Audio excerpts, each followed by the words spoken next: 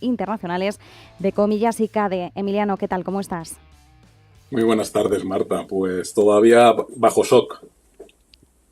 Efectivamente, todavía estamos intentando asimilar lo ocurrido y en medio de esa asimilación, pues vamos analizando casi a golpe de cualquier información que vayamos recibiendo. Es una ardua tarea, desde luego, porque a veces uno puede sacar incluso opiniones o conclusiones precipitadas. Emiliano, yo entiendo que a lo mejor desde la captura de Maduro el sábado a día de hoy, por tu cabeza y tus reflexiones han pasado muchísimas cosas, pero sí quería preguntarte cómo lo viviste en primer lugar y sobre todo cuál es la reflexión que haces ahora que hemos tenido varios días para ir asimilándolo. Pues lo vi con preocupación, sobre todo cuando lo que se produjo meramente era un cambio del líder del régimen, con una clara pretensión donde el presidente Trump solamente hablaba de petróleo, no hablaba del pueblo venezolano, de la situación de crisis económica que llevan viviendo años, de la pobreza, de 8 millones de venezolanos que han tenido que salir. Es decir, todos esos aspectos que en otra administración y en otra época Estados Unidos hubiera sido el argumento principal, pues desaparecieron a favor solamente de una idea que es hacerse con el petróleo y las reservas venezolanas. Me preocupó adicionalmente que no le tuviese ningún tipo de límite ni cortapisa a una vulneración clara de todos los tratados internacionales y especialmente los principios que marca el orden internacional a través del artículo 2, donde se debe respetar la soberanía territorial, la no injerencia en los asuntos internos y sobre todo el no uso de la fuerza. Entonces, la conclusión a la que llegué es que en el 2026 la administración Trump pretende llevarnos al caos internacional y a ese desorden internacional y acabar con el régimen que todos nos dimos para equilibrio de todo el mundo desde 1945. Así que cada vez se me incrementa más la preocupación.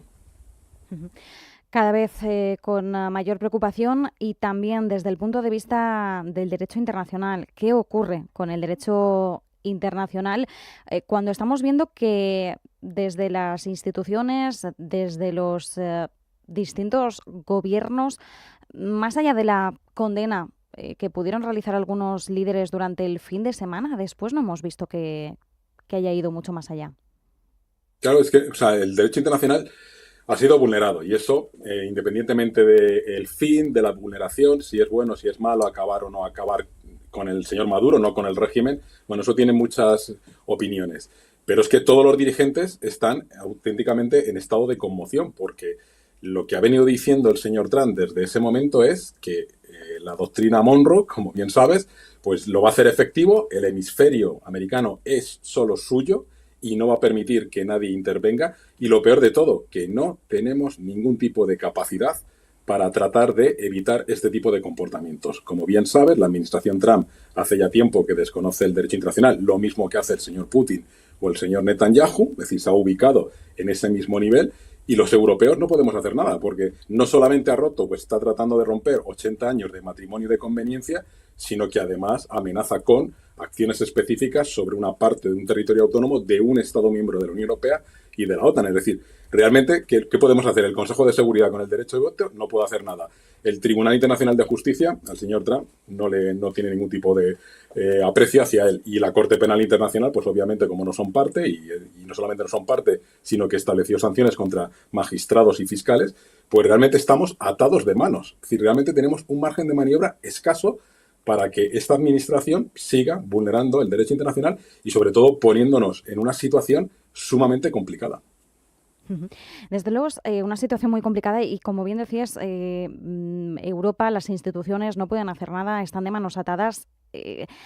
Tenemos que hacernos un replanteamiento de la capacidad de acción de estas instituciones, por dónde tendría que empezar esa reforma, por dónde tendríamos que meter mano, Emiliano, para que realmente pudiéramos garantizar unos organismos, unos mecanismos que realmente pudieran ponerle freno a la libre voluntad de los estados. Efectivamente, quiero separar lo que es la condena al régimen chavista, lo que es la condena a las acciones, a la corrupción bajo la dirección de Nicolás Maduro, que quede muy claro, porque hay que separar una cosa de la otra. No solo me estoy refiriendo al caso de Venezuela, sino me refiero a estas acciones que pueden quedar impunes por parte de los estados de invadir a libre antojo otros estados. Sí, sí, es decir, el problema de la Unión Europea es que todo esto que estamos viviendo desde que llegó el señor Trump nos ha cogido a pie cambiado. Ni tenemos la voluntad política, sobre todo porque dentro de esa Unión Europea hay estados que están alineados ideológicamente con el señor Trump, por lo tanto pueden bloquear la toma de decisiones en la necesidad de profundizar en esa política de defensa y de seguridad propiamente europea para tener autonomía estratégica. La cuestión es que ya no solamente frente a Rusia o frente a China, es que ahora tenemos que tener autonomía estratégica frente a Estados Unidos. Y Estados Unidos es consciente que nos tiene cogido por todos los lados. Porque si hubiera sido otro estado el que hubiera realizado esta operación, ¿qué hubiéramos hecho? Pues establecer sanciones económicas, sanciones comerciales, bloqueo del sistema financiero internacional, etcétera, etcétera. ¿Cuál es el problema? Que no podemos hacerlo. O sea, no tenemos la capacidad ni económica ni financiera de hacer esto. Y por otro lado, como sabes, ayer se firmó en París el acuerdo tripartito de apoyo a Ucrania, donde estaban también los representantes del señor Trump, y somos conscientes, que el propio presidente Zelensky lo dijo, que dependemos de la inteligencia norteamericana y de la compra de tecnología militar a Estados Unidos. Entonces, es consciente que nos ha hecho un jaque mate. Uh-huh. Es decir, Donald Trump nos ha hecho jaque mate a los europeos. Y además, enseguida, Emiliano, te pregunto por esta cuestión, porque dentro del deseo estadounidense de adquirir Groenlandia, ahí podría haber un trueque que involucraría a Ucrania. Pero no me quiero adelantar. Siguiendo con el foco en Venezuela, sí que es cierto que hemos escuchado a Donald Trump criticar a los manifestantes de Nueva York, aquellos que se manifestaban en contra de la operación estadounidense en Venezuela. Insistimos en lo que respecta a la operación. De Trump anoche decía son las personas más feas que he visto.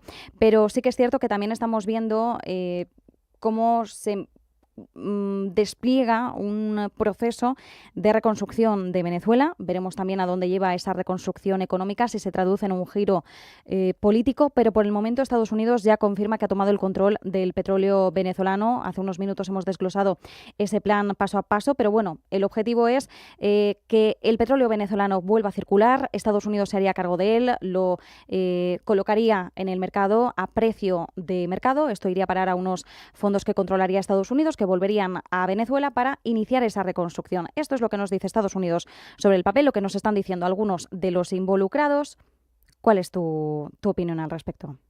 Marta, cuando te estaba escuchando decir todos esos aspectos, la pregunta que hacía es ¿cómo va a convencer Estados Unidos a que empiecen a hacer los cambios en la infraestructura petrolera venezolana, que según los cálculos de los profesionales en el sector de la energía estiman mínimo 2 años, es decir, que ya de momento el plazo mínimo para no hacer elecciones en Venezuela son 2 años, pero hablan de 2 a 10 años, una inversión de 100.000 millones, y para eso tienes que contar con la colaboración del régimen y de los trabajadores y sociedad venezolana, que yo no tengo tan claro que estén dispuestos a llevar a cabo esa colaboración para quitarles los recursos naturales y enviar los ingresos que obtiene de la venta de ese petróleo venezolano en fondos norteamericanos, que luego habría que ver si están, digamos, inmunes a todos los fondos que están reclamando la deuda desde hace más de 10 años en Estados Unidos, y especialmente a una de las empresas constituidas en Estados Unidos que se llama Citgo, que depende de petróleos de Venezuela. Entonces, claro, decir en la red social yo ya lo controlo y va a ser con carácter irreversible, pues queda muy bonito desde el punto de vista del marketing y decir yo hago esto. Pero desde el punto de vista operativo, realmente es muy difícil de llevar a cabo este control y este inicio de la producción, porque recordemos que hay empresas chinas en el Golfo de Maracaibo que tienen derechos de explotación. Recordemos que hay expertos y técnicos de iraníes que son los que han estado tratando de mantener la infraestructura en Venezuela de la industria petrolera. Es decir, que hay toda una serie de factores que, salvo que ponga tropas sobre el terreno y que garanticen la colaboración no voluntaria para llevar a cabo esa explotación, de lo que ha dicho el señor Trump a que se cumpla, hay un camino larguísimo y lleno de obstáculos. Porque, entre otras cosas, hay que conocer la idiosincrasia latina, y la idiosincrasia latina es, te pueden decir que sí, pero luego en el día a día, en hacer las cosas, no cuentas con ningún tipo de colaboración. Y luego hay otro factor. Los CEOs de las grandes petroleras norteamericanas, hasta ahora, creo que mañana se van a reunir con el presidente Trump o con el secretario de Energía, pero han dicho que ellos no van a estar dispuestos a invertir un solo dólar en una situación que no está clara sobre el régimen jurídico, la estabilidad económica y, en su caso, una inversión de esa cuantía. ¿Qué garantías tendrían de recuperarla en el caso que hubiese algún tipo de revolución interna, que pueda haberla? Entonces, claro, todo está en el aire y, claro, vender humo pues es muy fácil. Desde luego está todo en el aire y como decías que el tiempo mínimo, el margen temporal mínimo de celebrar elecciones en Venezuela es de 2 años, hay que entender también la complejidad. Incluso los venezolanos que tanto han celebrado la captura de Nicolás Maduro son conscientes. Me imagino, Emiliano, que tú también habrás hablado con venezolanos para intercambiar opiniones a lo largo de estos días. Lo que dicen todos es que son conscientes de que ahora mismo no tendría ningún sentido colocar a alguien de la oposición al frente, porque no tiene el control militar, gran parte de la oposición, además, por no decir la mayoría de la oposición, tanto política como lo que respecta al electorado, están fuera de Venezuela porque huyeron del país. Hablamos de unos 8 millones de venezolanos que han huido del régimen. Entonces, es verdad que en esta transición ahora mismo Delcy Rodríguez es probablemente el mal menor para todos estos venezolanos, incluso el paso más lógico. Pero claro, sigue habiendo esperanza de una transición. ¿Crees que el hecho de que ese margen de 2 a 10 años sea el más plausible podría incluso bloquear esas esperanzas? O sea, yo sinceramente creo, uno, la mayor parte de los venezolanos que querían este cambio de régimen lo que esperaban era que el señor Edmundo González, que el propio Estados Unidos reconoció que las elecciones que hubo el 28 de julio del 2024 ganó con el 67% de los votos, es decir, la mayoría de la sociedad venezolana, al menos le daría la oportunidad de intentar liderar un proyecto político para llevar a cabo esa transición y volver a convocar unas elecciones. A partir de del momento que eso no acontece, porque todo el mundo habla de María Corina Machado, pero en el fondo el presidente electo en esas elecciones es Edmundo González, que sería el que tendría que liderar junto a María Corina ese proceso. Entonces, como eso nos ha producido, pues obviamente la negociación con un régimen que ha cometido, que hay todavía 1.900 presos políticos, que no hay libertad de prensa y que a día de hoy, desde el lunes, con un decreto de conmoción nacional o de excepción, están controlando los móviles de los ciudadanos para saber si ha habido colaboración o no con Estados Unidos, no están dejando entrar a la prensa extranjera, pues entonces seguimos manteniendo un régimen. ¿Qué es lo que ocurre? Que dentro de ese régimen, como habrás visto, pues han tenido incluso que designar al hijo, que también está imputado, al hijo de Nicolás Maduro, como miembro de ese gobierno, en un intento de buscar esa legitimidad frente a aquellos que sostenían el régimen. Y luego hay familias. Se supone que el propio Estados Unidos ha tenido que decirle a Vladimir y al señor Diosdado Cabello que dejen de atacar internamente a Delcy Rodríguez. Entonces, ese régimen, de un lado u otro, va a haber unas sinergias que va a ser muy difícil que tenga la estabilidad necesaria para cooperar con los Estados Unidos. Y tratar de controlar un régimen desde fuera con el señor Marco Rubio encabezándolo y con un comité técnico, sinceramente, desgraciadamente para el pueblo colombiano, el proceso va a ser muy largo y ya veremos cómo acaba, si no acaba mal. Veremos cómo acaba. Sobre todo vamos a tener que ir analizando y vigilando muy de cerca este proceso. Y ya cambiando a Groenlandia, Emiliano, bueno, el plan de Trump tampoco es nuevo. Otros presidentes, Marco Rubio citaba a Truman, ya han expresado su deseo. Donald Trump ya lo hizo, de hecho, durante su primer mandato, y ahora Europa se está preparando, planeando posibles represalias si Trump decidiera ir por la vía dura, que sería la vía militar. En primer lugar, ¿qué margen de maniobra tiene Europa? ¿Qué capacidad de respuesta? Porque estamos viendo a una Europa que asiste a todos estos eventos, sucesos, acontecimientos, pero seguimos igual, seguimos anclados. Esa es la crítica principal que tenemos que seguir haciéndole al bloque comunitario. Francia y Alemania están liderando esa comitiva de trabajo, pero ¿cuál es la esperanza real?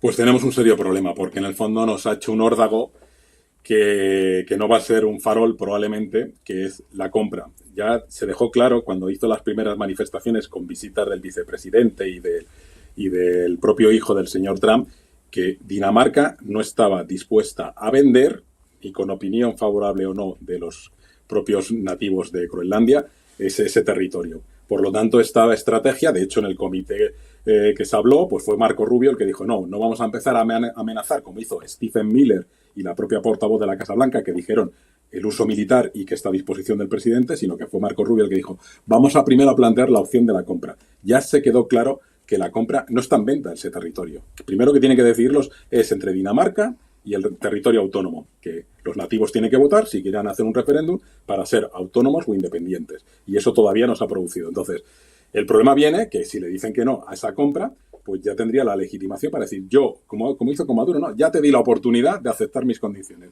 ¿No las aceptaste? Pues ahora viene el uso de la fuerza. Y ante el uso de la fuerza, desafortunadamente, nos encontraríamos en un escenario terrible, que es, uno, estamos por el lado este, con el apoyo a Ucrania que depende de la compra de armamento de la administración de Trump y del suministro de inteligencia de la administración Trump. Y si por otro lado tenemos que hacer frente a una invasión, que no hace falta una invasión, simplemente tomar desde la base que ya tienen allí espacial, que antes tenían muchas más en virtud del acuerdo de 1951 y que fueron cerrando, pues básicamente tendrían el control. Y ante eso, ¿qué puede hacer la Unión Europea? Pues sinceramente no podemos hacer nada. O sea, protestaríamos, romperíamos relaciones comerciales, pero no podemos hacer nada porque no tenemos la capacidad para hacer frente a dos enemigos como son Rusia y Estados Unidos. Y de esa prepotencia, de esa posición prepotente, parte el señor Trump. Es consciente que nos tiene cogidos a todos los europeos y, por lo tanto, la debilidad militar que tenemos hace que pueda hacer lo que quiera y cuando quiera. Y eso es romper absolutamente todo el orden. Es como China se reparte una zona, Rusia otra y Estados Unidos otras. Y los europeos desaparecemos del mapa. Bueno, y es que además ya dijo Donald Trump que él tenía las cartas y que tenía la mano buena, ¿no? Así que, pues, por el momento él lo está demostrando como buen businessman que es. Emiliano, ¿crees que Ucrania podría ser el trueque? Lo hemos comentado al arranque del programa, que una de las posibilidades que se barajan en estos momentos es que Estados Unidos condicione las garantías de seguridad estadounidenses para Ucrania a que Europa ceda en esa adquisición de Groenlandia. ¿Crees que podría ser esa baza que jugara? No solamente Ucrania, sino el suministro de armamento y de la inteligencia. A ver, si Estados Unidos corta el suministro de armamento y, sobre todo, la información de inteligencia, Ucrania está perdida, porque los europeos no tenemos capacidad para suplir la carencia que supondría esa ayuda. Entonces, ayer la representación de cara de póker del señor Witkoff y del yerno del señor Trump diciendo que las garantías de seguridad que se habían ofrecido en París estaban casi ya alcanzadas con esa idea de desplazar tropas británicas y francesas inicialmente en la zona oeste de Ucrania para garantizar la paz en el caso que se produzca ese acuerdo de paz, pues el señor Witkoff dijo, la administración Trump está comprometida a mantener estas garantías de seguridad. Yo sinceramente creo que eso fue un farol porque no tiene ningún tipo de lógica que al día siguiente se descuelguen con el tema de Groenlandia. O el día anterior. Y por último, ¿qué ocurre con la OTAN en caso de que el escenario fuera el más negativo, es decir, que hubiera una invasión militar en Estados Unidos? Hay quienes calculan que tomar Nuuk le llevaría en torno a media hora. ¿Qué podría suponer? Porque, claro, nunca nos hemos visto en una así, que un miembro de la OTAN ataque a otro miembro de la OTAN. ¿En qué situación se quedaría la alianza? ¿Se quedaría bloqueada? Se quedaría muerta. Es decir, quizás Trump conseguiría lo que lleva más o menos amenazando. Primero nos pidió el 5%, dijimos que sí, mantuvimos la alianza. Pero un ataque por parte de un Estado miembro contra otro Estado miembro no se puede invocar el artículo 5. Y por lo tanto, lo que se pondría sería fin al tratado de la OTAN. No tendríamos, o sea, si somos atacados por un Estado miembro, que es además el que ha soportado el nacimiento, estructura y funcionamiento de la OTAN desde el momento de su creación en el 49, pues básicamente supondría el fin de la OTAN. Y lo único que nos quedaría sería ver si tenemos alguna capacidad de respuesta interna como europeos dentro de esa política de defensa. Pero ya anticipo que no, porque se requiere la unanimidad y obviamente ya sabemos de 3 estados mínimo que dirían que no a cualquier tipo de acción o contramedida de naturaleza militar contra Estados Unidos. Pues nos quedamos con esto. Emiliano García Coso, profesor de Derecho Internacional, Relaciones Internacionales de Comillas y CADE. A ver si otro día acabamos con mejor sabor de boca, pero por el momento esto es lo que nos deja la realidad geopolítica. Muchísimas gracias, un abrazo y feliz año nuevo. Igualmente, muchas gracias. Buena tarde. Chao.